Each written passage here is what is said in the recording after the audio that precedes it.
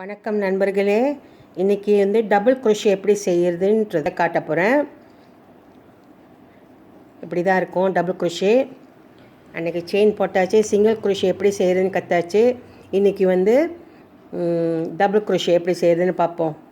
இப்போ double crochet chain போட்டிருக்கோம். இந்த செயின் போட்டோன்னா 3 செயின் போடணும் மேலே ஏறுறதுக்கு. 3 செயின் போட்டாச்சா?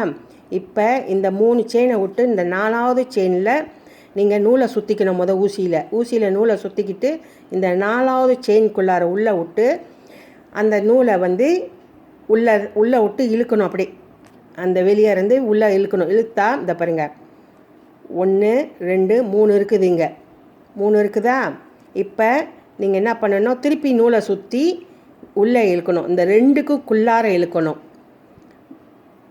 2க்குள்ளார இழுத்து அப்புறம் திருப்பி இங்கே 2 செயின் 2 நூல் இருக்கா, திருப்பி ஒரு வாட்டி நூலை சுற்றி இந்த பாருங்கள், நூலை சுற்றி இழுக்கணும்.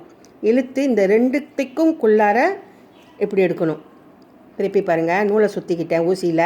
ஊசியில் நூலை சுற்றியாச்சு. இதுக்குள்ளார செயின்குள்ளார விட்டு அந்த நூலை திருப்பி இதுக்குள்ளார இழுக்கணும். இழுத்தாச்சா? இழுத்தோன்னே இங்கே பாருங்கள், 1 2 3 இருக்குது.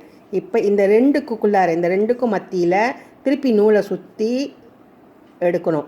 எடுத்துட்டு திருப்பி நூலை சுற்றி இப்படி எடுக்கணும். இதுக்கு பேர் டபுள் குரோஷே. ஏன்னா 1 2ன்னு நம்ம செஞ்சுருக்கோம்.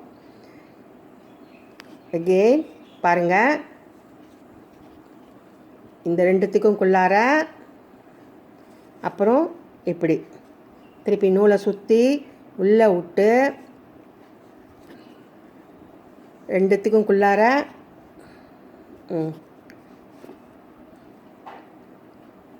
இது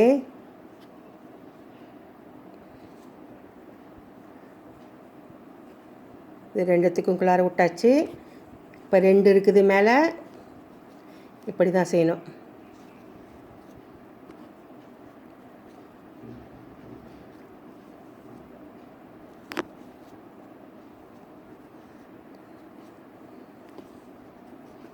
பாருங்கள்,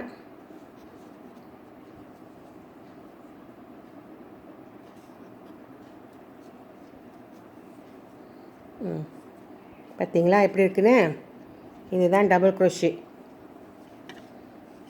பாருங்கள்.